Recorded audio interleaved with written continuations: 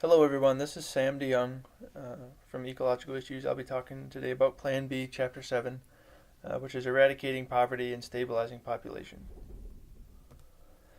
The topics I'll talk about today, I'll give a brief chapter introduction, and then I'll talk about the different chapter sections, which include educating everyone, healthy future, stabilizing population, rescuing failing states, poverty eradication and its agenda and budget.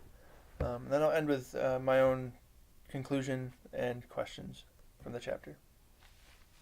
So, extreme poverty is defined by the United Nations and other organizations as people that live under or with less than $1.25 per day. As you can see in the map to the right, it's mapping moderate and extreme poverty throughout the world. So a lot of the East and Central Asian and Indian countries, as well as Sub-Saharan Africa and lower Western Africa, with extreme poverty residing mainly in Sub-Saharan and lower Western Africa and India as well. So as of at the turn of the 21st century, so in the 1990s, the United Nations aimed at reducing extreme poverty by 50% by 2015. China dropped 60% from 685 million to 201 million from the 1990 to 2007. And Brazil, who's not on the map to the right, dropped from 15 to 5% through family incentive programs.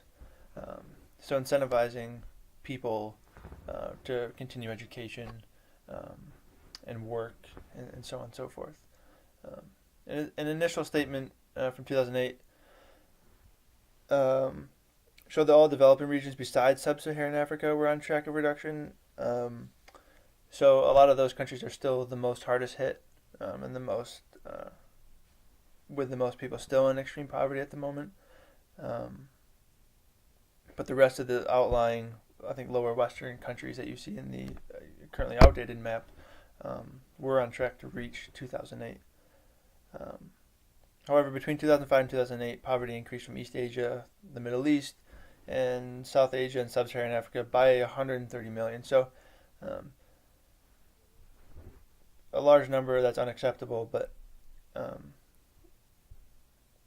nonetheless a small percentage. And Africa is one of the major concerns for extreme poverty, mainly due to the malnutrition, their food shortages, their illiteracy, and their disease, which is diseases that Africa's really been battling for a long period of time, being with many of those countries being developing countries. So malaria, AIDS, especially AIDS and HIV, even Ebola in some of those countries is a real danger.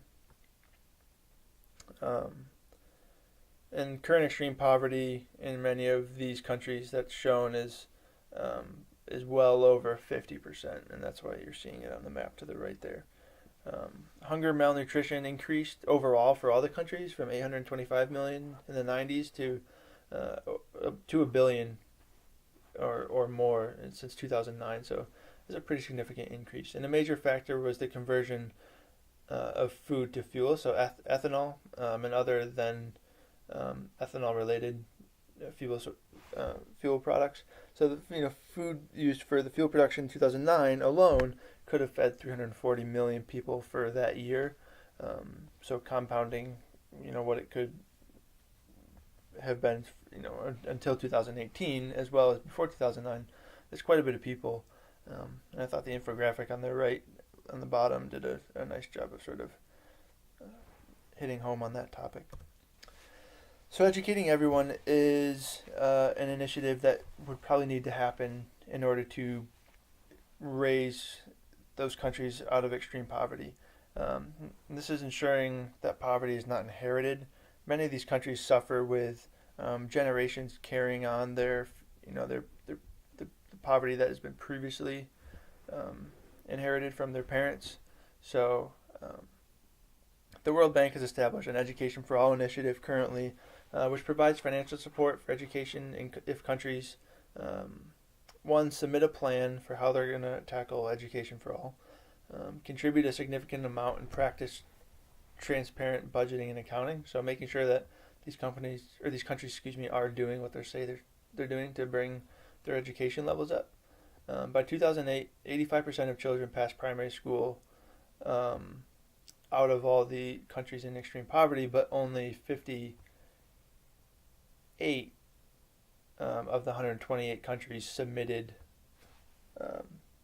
info to provide for that 85%. So we're still only 85% of 50%, or just under 50%.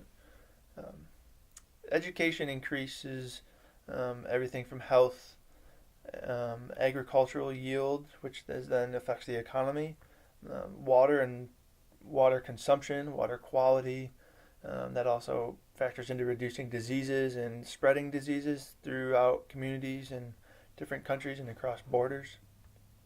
And then especially in sub-Saharan Africa, and most notably it would be HIV and AIDS prevention, and also Ebola, if you were to count that as well.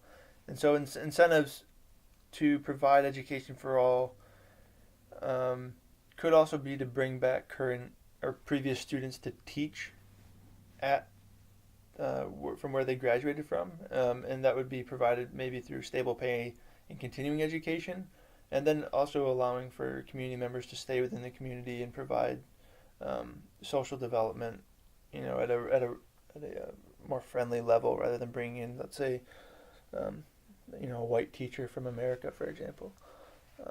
And $10 billion is needed to provide primary education for all. So $10 billion. That's just education. That's not factoring anything health, disease related, or food. It's just education. And currently there are around 800 million illiterate adults, not even children, just adults.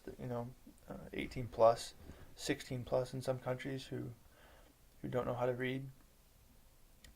Education starts a positive spiral of increased nutrition, which decreases missed school days. And I wrote this down mainly because I read in Africa out of the chapter that's a big issue with a lot of all countries with extreme poverty, where kids go to school and then eventually they have something that calls them back home for a day, and then it's the next day. They have chores to do and take care of the house, and eventually the school becomes a second, tertiary priority, and eventually just falls out where they stop going anymore. And one thing that needs to maybe happen previous to all this would be better nutrition. Providing better nutrition to children before they reach school ages has great benefits to the development of these children as they're learning in school. And girls are one of the top priorities by the World Bank and other organizations,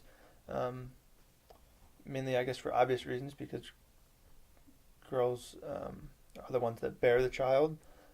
Continuing education might prevent that, has shown to prevent that. And if you remove girls out of that low income, extreme poverty, and elevate them in terms of their social and educational status, they will then branch out and help push their own families out of the poverty level as well.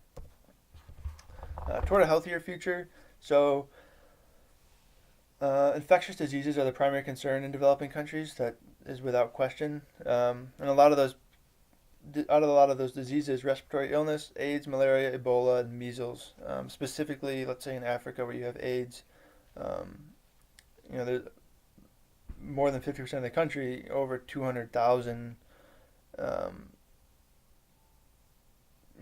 right there, of the estimated 39.4 million people living with HIV worldwide, more than 2/3 of them are in Africa. So, and a lot of it's education about the disease, how it's transmitted,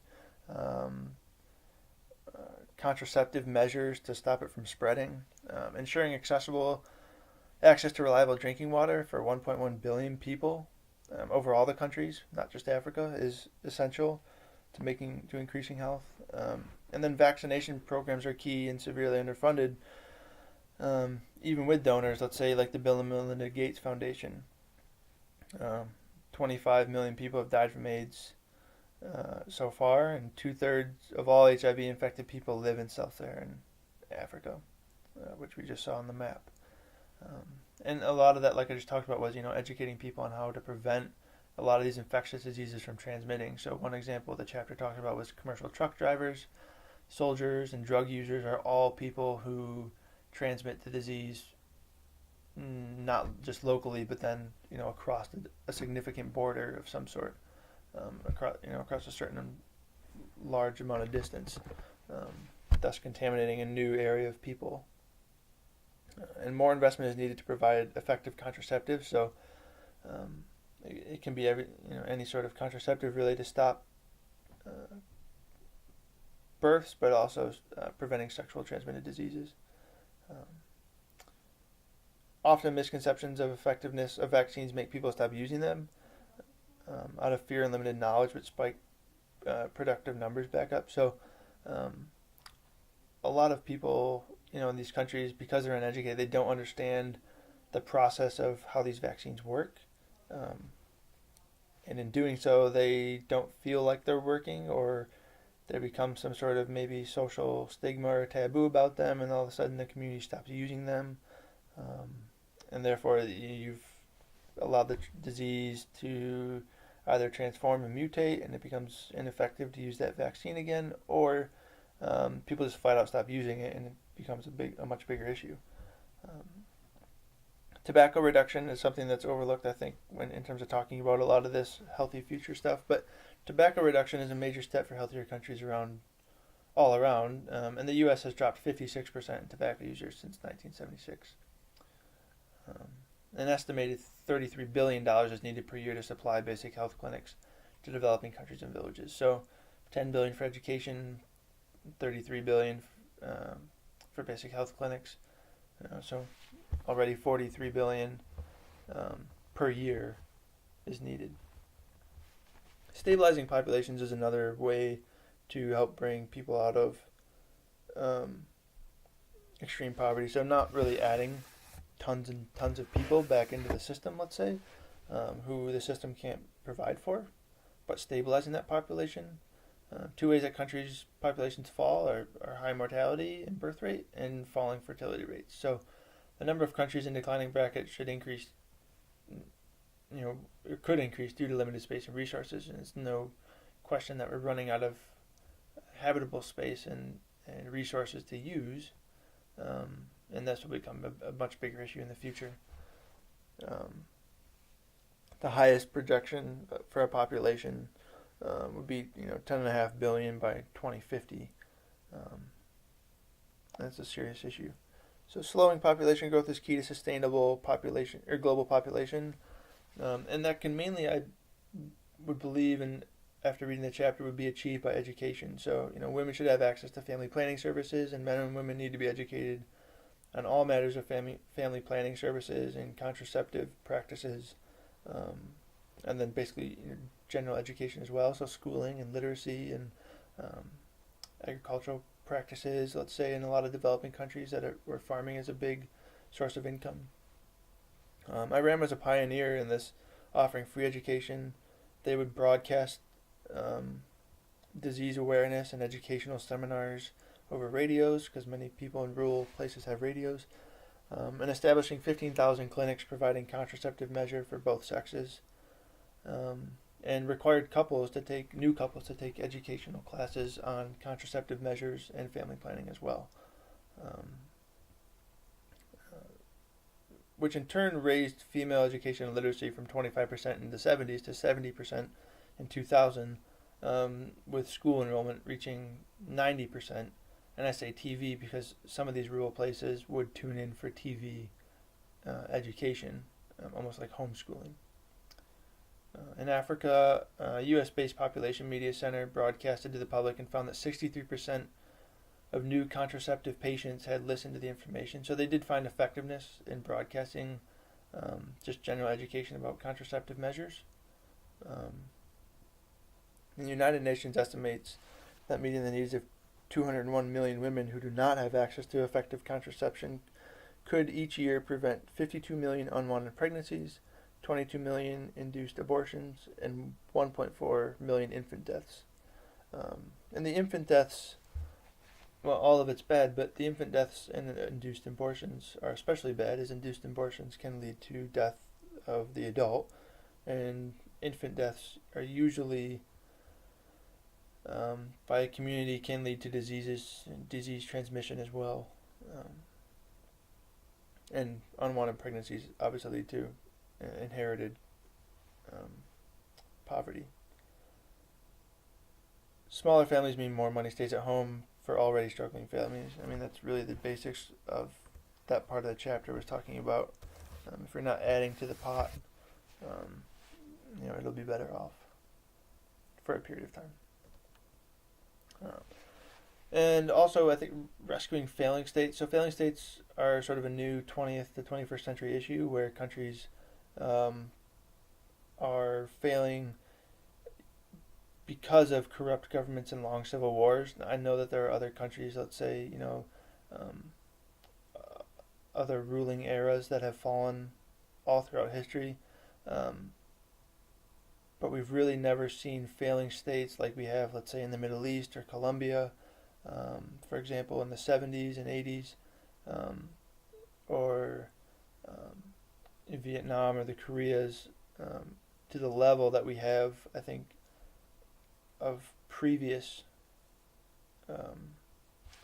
countries in the past. So, and mainly that's just due to the high influx of people. Liberia and Colombia are two countries on the rise as government gain legitimacy. So they are seeing growth, and the UN provides rebuilding aid and security for failing states. And failing states really equal a failing world if we're not ensuring that these states are able to sustain themselves and provide for their citizens appropriately. We're really doing a disservice to the world economy and the world population and world security, not just the security and economy and safety of those countries individually. So advocating for a new Department of Global Security could be one option, and they could provide diplomatic support, stabilize populations, and restore environmental support systems, provide universal education, eradicate poverty, and strengthen law enforcement through police, judiciary systems, and not really military. Military sort of gets a bad rep, but and I understand this has happened by the UN sort of already. The chapter really talks about sort of instilling a new organization, maybe because the UN has sort of failed at a lot of its tasks and not been super successful all the time. That's not to say that a new organization wouldn't either. U.S. and other first world countries could utilize their aging populations that hold knowledge to pass along to other struggling countries. So I really think, using, let's say, or asking for volunteers of, retired people who have served the workforce long enough, and now they also possess all this knowledge and information that they could pass on and help other developing countries to really get a big boost in knowledge, if you will, over a short period of time, could be a successful option. And there's no national security for any country without global security. So, like we see today, there's global unrest. There's also national unrest and safety concerns. Poverty eradication agenda and budget. So, debt relief for countries is an additional crucial step. Subsidies can be a big relief for this as well. So, for an example, the EU accounts for 120 billion in aid, but was offset by the EU's 120 billion in aid for subsidies, but it was really offset with the EU's annual dumping of 6 million tons of sugar into the global market, which really reduced prices for a lot of sugar exporters out of these developing and extreme poverty countries. So let's say Brazil, for example, they were hit hard. Other sugarcane producing countries as well Farmers just weren't able to sell their crops for what they should have been to be making a decent living, as the first world countries were dumping and sort of liquidating their shares of resources. U.S. cotton subsidies depressed many developing country exports as well, so even the simplest crops do a big damage to developing countries' economies. And I mentioned that Brazil defeated these subsidies through a World Trade Organization in 2004. They basically took the WTO to court and won based on a subsidies case that they were being unfairly treated. Increased food and fuel prices push 130 million below the poverty line. I think there's no question as resources get used up and people need more food and fuel, population increases. That's only going to get worse. And foreign aid falls short of meeting the 130 billion agreement, which is established by a majority of the first world countries, I believe, in the 80s and 90s. Filling funding gaps is the only way of eradicating poverty. So, as you can see to the right, there's a funding budget. What's needed for 1 year to provide all the necessary requirements to bring extreme poverty out of fruition. So all initiatives discussed would total about 77 billion annually, and that's including all the current privately funded organization aids. So in conclusion, universal education is key to eradicating poverty. I think plain and simple, establishing basic education will also allow people to not provide everything for people, but it will allow people to bring themselves out of poverty as well, or give people a better chance to do that first.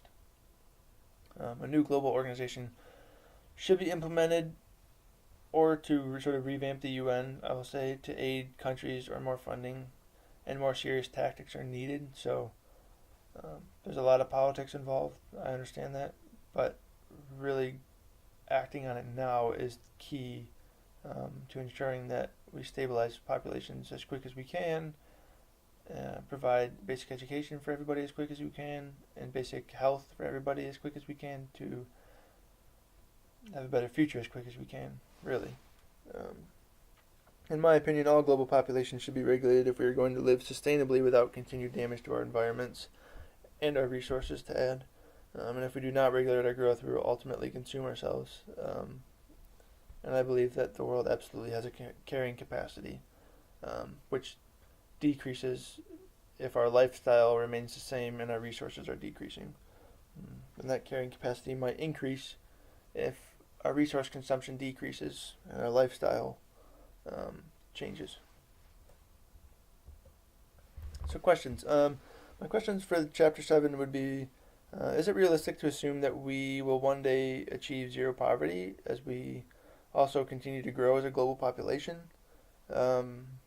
Where can we relocate funding that we currently provide to provide the necessary assistance countries need? And I would add to that, what do you feel the necessary assistances countries need first? It could be any specific country or just extreme poverty countries in general. And then my last question would be, is poverty relative? So I say, can you have a king without peasants? Not to say first world versus third world, but is it really relative? Will we always have poor and rich? Will we always have that gap? And I relate it to king and peasants in the same way that I relate it to, can you have light without dark? Or does one define the other? So I look forward to your comments, and I appreciate you listening to the video, and I will talk to you all later. Thank you.